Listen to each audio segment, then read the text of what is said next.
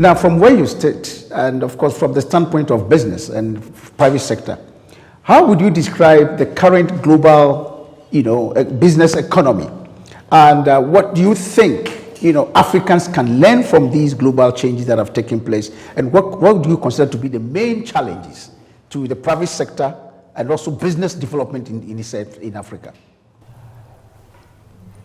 I will begin with a spiritual concept first. Mm-hmm. I think that the Lord is telling us in Africa that this is the time for Africa. Right. I think that every continent has been given an opportunity, and to the extent of our relationship with the Lord Jesus Christ is the extent to which revelation is coming our way. Absolutely. What do I mean by that? In the book of Genesis,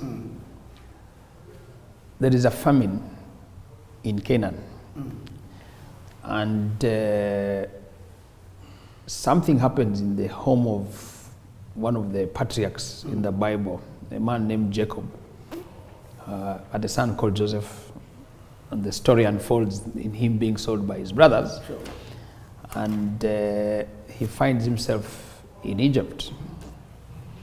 And there's a story of a dream of the lean years and the years of plenty. Absolutely. And basically, Egypt becomes the center of the highest production in the land in preparation for the advent of what was going to be a major catastrophe. If I borrow parallels from that discussion, I would like to suggest that there is a crisis in the world. No doubt. That crisis is telling us in Africa to prepare to take advantage of that situation. Egypt in the Bible represents Africa. And I think that if you look at the challenges that are going across the globe, the wars and all sorts of things, you actually see the need for us to come together. We have a place in Uganda called Karamoja. Right. It's in the northeastern part of Uganda. Right. In terms of land size, it's about the size of Belgium, or in the African context, about the size of Rwanda or Burundi. That place has easily some of the best minerals. It has waterways, it has mountains. Recently they discovered that it produces it has the best conditions for wheat production. And if we were able to grow wheat on a mass scale, we could actually feed the whole of Africa.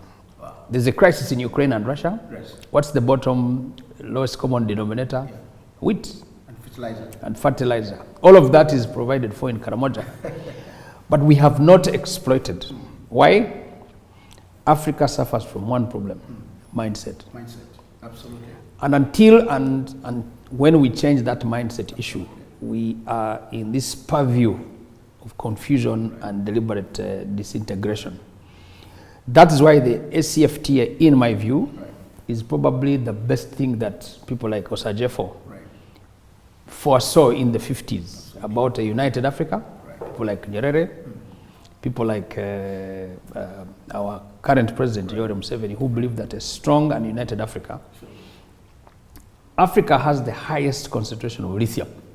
Absolutely. But 99% of the batteries that are a product of lithium come from another country after being sold to us. Everything, tin, iron ore, everything. Absolutely. We export raw materials. And then we are importing, we have an interesting analogy in Uganda. On the highway, there are one road, but one section of the road has bumps. The other section is very flat and very comfortable. The reason being that most of the things coming from the sea are heavy duty manufactured products. And on this side, which is the export side, is taking raw materials which are very light.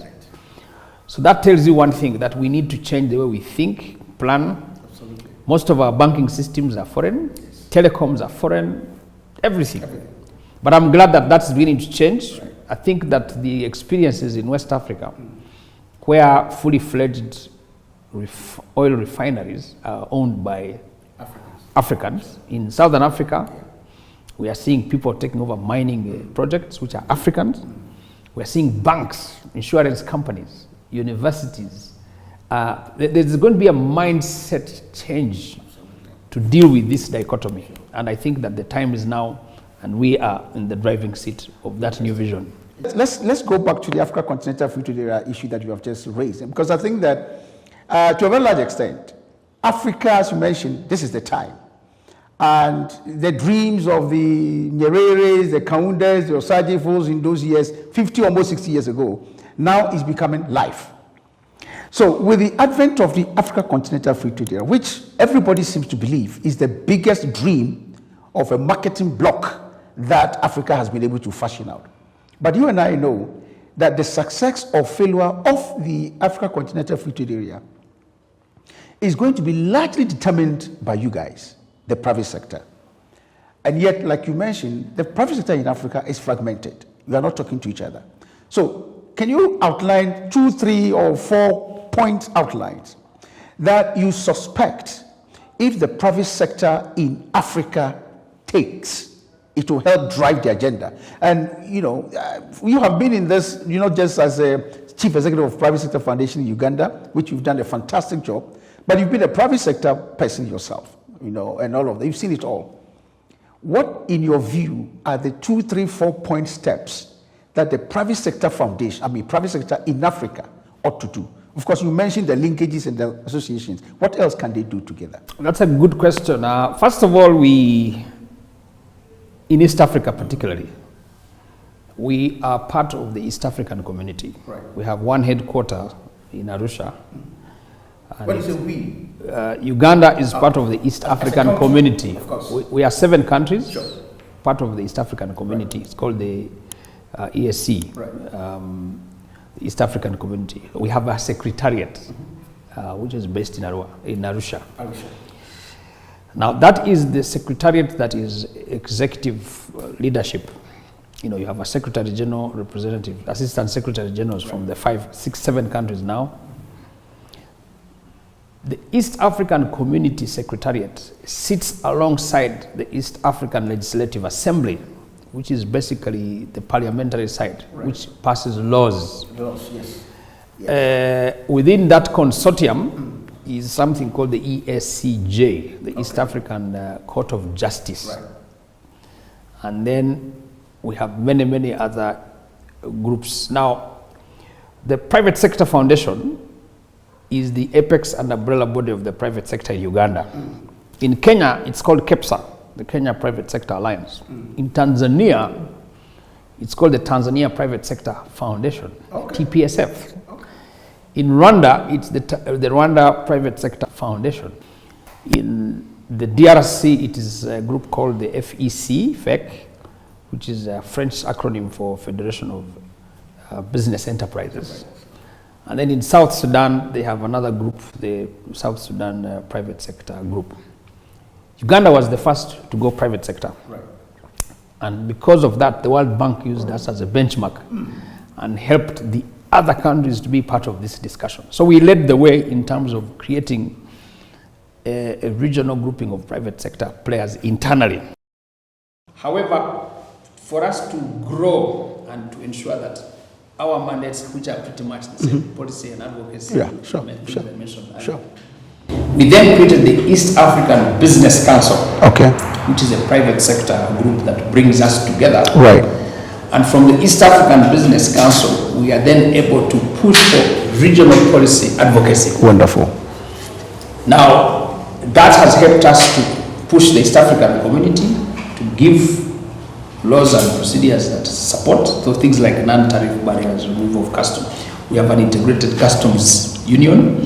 We now have a one-stop border post, OSBP, which essentially means goods do not have to delay at the border. Many years ago, it would take 8 hours for a truck to clear. Now it takes less than 1 hour. So once you clear that from that border, you can go through. You just go through. You don't need to check with 2 borders. Interesting. One-stop border post. But we've done so much through the EABC, and where we have problems, and we do that through the EALA, East African Legislative Assembly, Parliament. Right. And where we have challenges, we use the East African Court of Justice to adjudicate.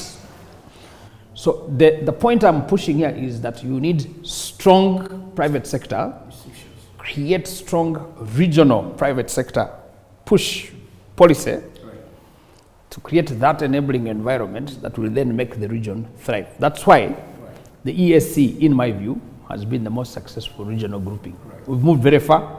We are about to start an East African Monetary Union. So we'll have one currency in a few years, Doctor. Now, once you have a strong East African community, you then have a strong COMESA, which is Common Market for Eastern and Southern Africa. Then you have a strong ECOWAS in West Africa. Then you have a strong Maghreb. Then you can talk of a very strong African business union. Now, one of the things that we have achieved, for example, is that because the heads of state have their summits every time, we usually now we have pushed for a position where the EABC, the East African Business Council, which comprises all the private sector apex bodies, meets the presidents to push for a business agenda for the region. And that way, we are then able to create a very strong AfCFTA, because business people speak one language. Business, we are here to make profits. Of course, businesses compete and countries are competing. Right. So you have a rise of what is known as NTBs, non-tariff barriers, protectionism, selfishness. I mean, business people are selfish. Absolutely. Or if you like, self-interested people. But we then create a very strong agenda. And for me, at the head of this side of things and the vision that we have, I'm able then to say, these are the policies that are going to be able to sustain us. Interesting.